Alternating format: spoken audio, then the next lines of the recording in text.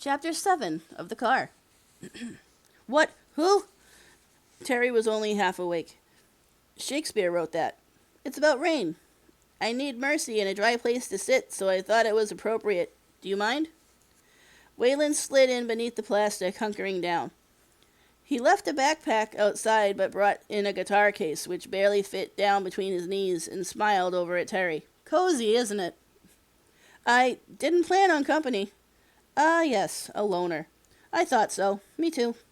But still, sometimes we have to work together or we fall apart, right? This guy is whacked, Terry thought. Completely nuts. He's probably a serial killer. I'm sitting under a piece of plastic in the rain with a serial killer. But in some way, he didn't feel afraid or threatened.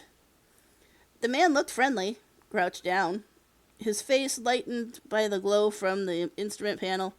Terry noticed that the light on the fuel indicator was flickering, and he reached under the dash almost without thinking and pushed the light firmly into place. But still, he didn't want this guy sitting in the car. He didn't know him. Didn't know anything about him. Clearly, you're traveling. I noticed all the gear packed in the back luggage rack. Would you be going east or west? Waylon asked. West, Terry answered promptly, then shook his head. I'm not sure. He thought, it's none of your business, but he didn't say it. Me too. All the way to where the blue part starts. It's a long way to run alone, isn't it? Terry shook his head. No, I don't mind. I do it all the time. Of course, of course. Still, a man gets lonely on such a long trip, and then, too, there's the expense. Gas, oil, breakdowns. Then there's the intellectual tedium. Breakdowns, Terry thought. The possibility hadn't occurred to him. He had almost $1,200 left in it, and it seemed like a lot of money. Still, if this man was willing to pay his way, he shook his head. He didn't know the guy. Some weirdo gets in the car spouting Shakespeare, and the next thing you know, he kills you, and chops you up, and puts you in garbage sacks, and mails the pieces to South America. Intellectual tedium? Waylon nodded. It'll cause brain damage. That's what happened back in the 50s, and then again all through the 80s. Tedium that led to brain damage. The whole damn world. You don't want that to happen to you. Not driving across the country.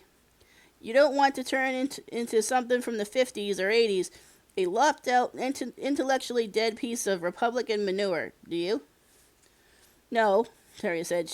Terry shook his head. Then shrugged. I don't know. I guess not. Exactly. And I can keep that from happening. You can. Absolutely. I've done it before, many times. How? It's complicated. There's music and verse and books and just pointing at things. How old are you? Terry almost told him the truth, then caught himself and lied. 18. Waylon studied him in the soft light, then nodded slowly. I thought so. In fact, I actually thought you might be 19. You did? Terry asked hopefully. No, I'm lying there. You have to look for the lies. I'll be throwing them in from time to time. It helps to break the tedium. But you look older than your age, anyway. When I was your age, I was on the road, except I didn't have a car. I thumbed it and rode some trains, worked here and there. Back in the early 60s. Terry frowned. That was a long time ago. Was it? Waylon smiled. It seems like just last week sometimes. He lifted the plastic. Look, the rain is stopping. Terry lifted the plastic and peeked out into the darkness. A breath of warm, soft summer air hit his face, and he pushed the plastic further back. It had indeed stopped raining. A quick summer storm. Shall we go? Waylon peeled his side of the plastic back all the way, pushing droplets of water down the side of the car onto the ground. He reached out and got his pack, held it in his lap, and Terry thought of all the things he should say but didn't. Thought of telling the man, Waylon, to get out. Thought of telling Waylon that he wasn't really taking a trip, but his parents were waiting at home, but none of it came out. Right, he said. West it is. The cat was already running. He caught first, moved over off the shoulder, crossed the small road, and caught second and third, as the cat nosed up the highway entrance back onto I-40. Waylon shook the rest of the plastic off, folded it neatly, and put it down in the small opening behind the seats and leaned back, taking the summer night air on his face with the same soft smile he had had earlier, when he first stuck his head in and spoke Shakespeare to Terry. They moved onto the highway. Terry shifted the car to fourth and looked at the speedometer. 65 exactly. He had just seen a sign saying that was the speed limit. He didn't want to speed. If the cops stopped him, they'd find out the plate wasn't really any good and that he didn't have a license, and it would be all over. He'd have to take it easy. But it was hard to think of problems. He was heading west on a warm summer night. The stars were coming out. The headlights seemed to be adjusted about right.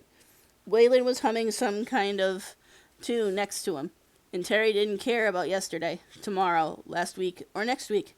Just tonight, and the road, and the car he'd made with his own hands, the cat. And that's the end of chapter 7, excuse me.